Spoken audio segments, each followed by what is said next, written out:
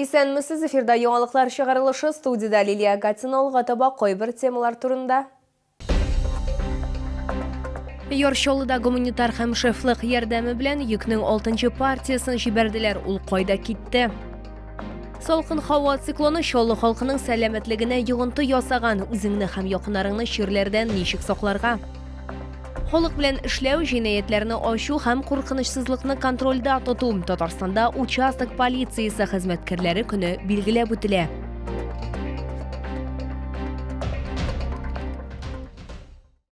Йоршолыда гуманитар һәм шефлык ярдәме белән йөкнең 6-нчы партиясын җибәрделәр. Ул Лисичанскида яшәүчеләр, шулай ук хәрби бурычлылар өчен әзерләнгән.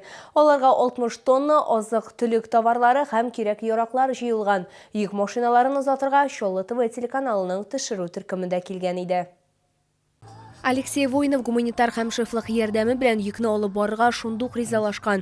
Ул Лисичанскида яшәүчеләргә хәзер ни кадәр авыр булуын белә, аларга ярдәм итәргә кирәк. Хәрби бурычлыларга да җиңелләрдән түгел. Самая старшая сестра у меня. Вот. Она за 10 минут, когда начали обстреливать их, она за 10 минут оттуда убежала. Вообще даже ничего, ни одежды, ничего не взяла, только документы и все. Бомбили. Вот. И все, вот сейчас пока здесь, в Нижегородской области живет. Башка машина йөртүчеләр дә шундый фикердә. Алар әйтүенчә, авыр тормыш хәлендә калган кешеләргә ярдәм итәргә кирәк. Чаллыдан гуманитар һәм шефлык ярдәме белән 3 йөк машинасы җибәрелде. Позвонил начальник колонны, говорит, поедешь? Я без задних мыслей сказал, да. Ну кто, если не я поеду, так что родные поддержали, сказали, с Богом, вот. Надо помогать нашим солдатам. И мы сегодня вместе с вами отправляем груз около 60 тонн на сумму около 7 миллионов рублей, очередную партию продовольствия для того, чтобы наши челнинцы и дальше могли бы организовывать горячее питание в Лисичанске. Йөк машиналарына он, ярма, шикәр комы, бер тапкыр кулланыла торган савыт-сабалар һәм башка төр кирәк яраклар төялгән. Лилия Гатина, Эльмира Гайнетдинова, Ленар Султанов, яңалыклар. Әгәр сезне борчый торган проблемагыз яисә шатлыклы хәбәрегез булса, безнең редакциянең кайнар элемтә телефонына шалтыратыгыз. 51-31-31 номеры тәүлек буена эшли. Хәбәрләрегезне WhatsApp ашада юллый аласыз. Фото һәм видеоларыгызны 8939-311-31-31 номеры буенча көтеп калабыз.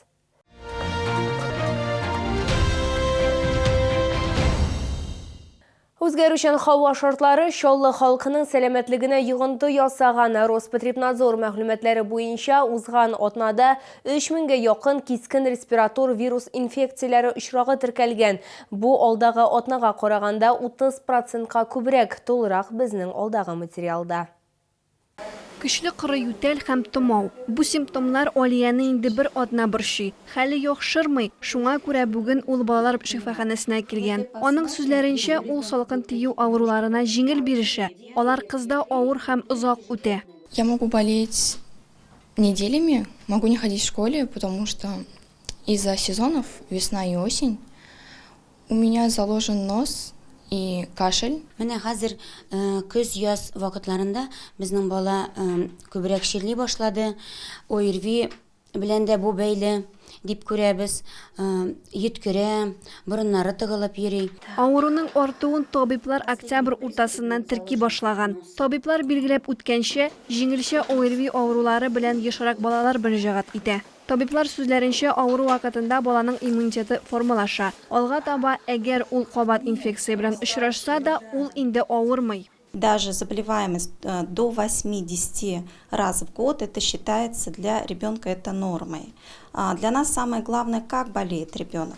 Если, например, ребенок переболевает это все в легкой форме, выздоравливает в течение недели, у ребенка не наблюдаем мы какие-то осложнения, в принципе, это норма, и паниковать родителям не нужно. Әмнә үзлегүләр була икән. Гайморит, отит, пневмония, бронхит булган очракта сак булырга кирәк ди табиблар. Баланың ни өчен шулай авыруының сәбәбен ачыкларга. Ә монда медиклар гына ярдәм итәчәк. Резида Шаймарданова, Эльмира Гайнетдинова, Ленар Султанов, яңалыклар. Халык белән эшләү, җинаятьчеләрне ачу һәм куркынычсызлыкны контрольдә тоту булар барысы да участок полициясе хезмәткәрләре җилкәсенә ята.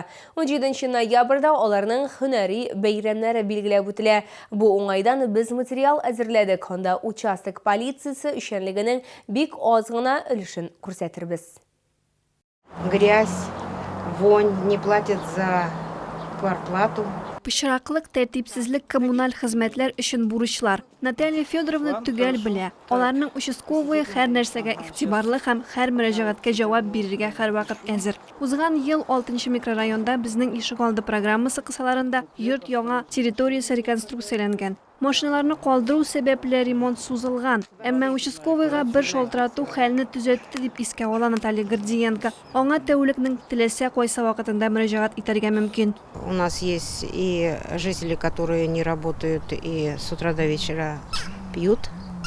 Он и здесь тоже на контролик брал, беседовал, приглашал к себе. То есть он хорошо знает контингент жителей. Вот это самое главное. Участок хезмәткәрләренең эш иртәсе төнлә килгән мөрәҗәгатьләрне эшкәртүдән башлана. Аннары документация, объектларга чыгу, халык белән эшләү.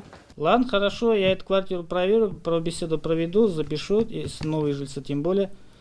Потом я вам позвоню и сообщу результат работы. Тохир Фәрдиев әлеге структурага 1994 елда ук килгән. Башта оперуполномоченный була, аннары тикшерүче вазифасында эшли, аннары җитәкче. Ләкин 10 еллык кыскартуга эләккән. Ләкин аңа шунда ук өлкән участок полициясе хезмәткәре урыны тәкъдим ителә. Хәзер аның контролендә 5000гә якын чаллыла. Безнең участковыйларны эшләр, безнең обязанностьларга керә инде. Халыктан заявление алып, халыкның тормышта килеп чыккан кыйынлыклары, каршылыклары между собойларын эшләтү.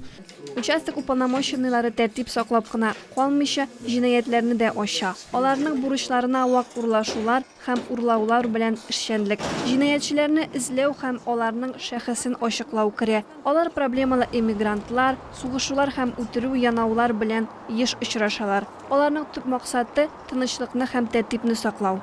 Резида Шаймарданова, Диана Малирова, Кирилл Хабзей, Яңалыклар.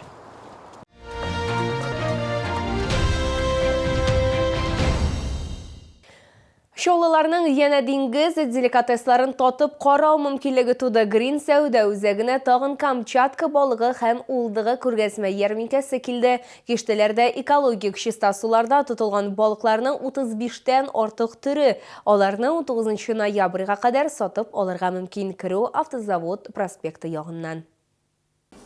Камчаткадан турыдан-туры шоллылар өстәленә тәмле һәм хуш исле Камчатка балыгы һәм улдыгы павильоны янында иртән-иртүк озын чират тезелде. Чөнки монда деликатесларны монда сатып алып булмый. Мәсәлән, менә аз тозланган, кайнар яки салкын су белән ысланган чавыча балыгы.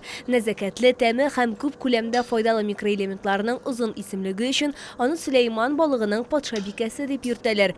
В ассортименте есть чавычи слабосоленые, филе копченое, балык чавычи, горячего копчения, очень нежная вкусная белорыбица, тающая во рту, белое мясо без костей, таймень, клыкач, кижуч, палтус, очень большой выбор. Балыклары бары тик табигый юл белән ысланган, алар шия, алмагач, зирек куаклары күмеренең тәтесе белән ыслана. Шулай ук кибетләрдә зур бөртекле кызыл улдык та бар.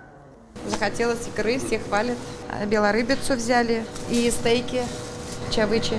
Ну вот это обрезка живота чавычи, я вообще очень балдею. Ага. Вкусный, очень вкусный прямо. Сейчас я пробовала с чавычами, что как называется. Вообще вкуснятина.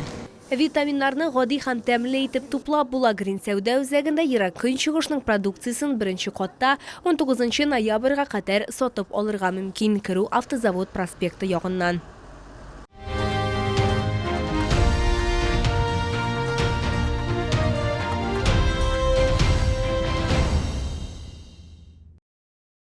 Бу сезгә җиткерәсе соңгы мәгълүматыбыз иде. Мин Лилия Гатин сезнең белән сау булашам. Игътибарыгыз өчен зур рәхмәт.